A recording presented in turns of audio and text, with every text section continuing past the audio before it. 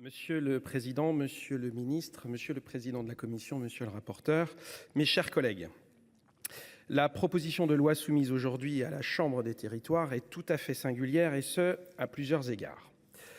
À son arrivée dans notre Chambre, dans son périmètre initial voté à l'Assemblée nationale, cette loi qui voulait protéger pouvait finalement tuer 3 fois. D'abord, d'un point de vue sanitaire. Parce qu'en s'affranchissant totalement de notre écosystème qu'est l'Europe, les auteurs de cette loi avaient oublié que les PFAS ne s'arrêtent pas aux frontières.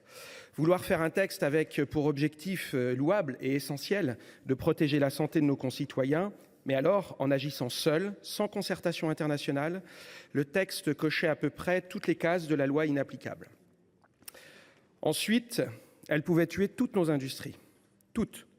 Avec l'article 1er bis A, et dès l'entrée en vigueur du texte, nos entreprises, qu'elles soient productrices de PFAS, utilisatrices de PFAS ou simplement détentrices de PFAS, se seraient vues appliquer une norme destructrice et tuant par là même des milliers d'emplois directs et indirects.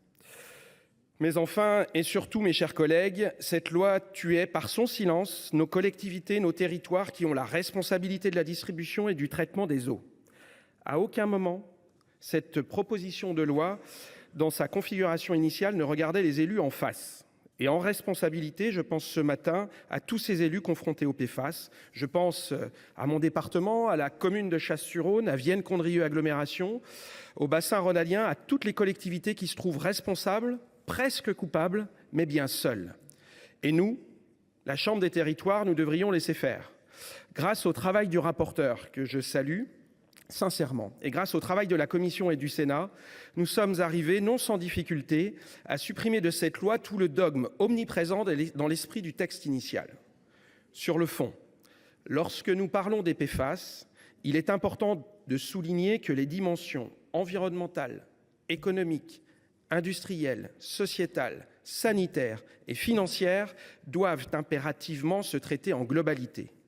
L'ensemble de ces éléments nous indique sans concession que cette problématique doit faire l'objet d'un travail supranational à l'échelle européenne et peut-être même à l'échelle mondiale. Tout nous indique avec force que la qualité et l'opérationnalité de l'interdiction internationale est la solution adaptée, pertinente, souhaitable et efficace. L'idée d'une réglementation européenne s'impose d'elle-même sur le plan du bon sens. Si nous devons avancer, c'est en bonne intelligence avec nos partenaires européens pour que chaque entreprise européenne applique les mêmes règles, soit soumise aux mêmes obligations et aux mêmes sanctions. Je sais que depuis quelques années, et peut-être même plus, monsieur le ministre, en France, nous cherchons une forme de légitimité que nous trouvons parfois dans la surcréativité, celle-ci que nous nommons surtransposition. Avec ce texte, en la forme initiale, nous avions créé un concept nouveau, la pré-surtransposition.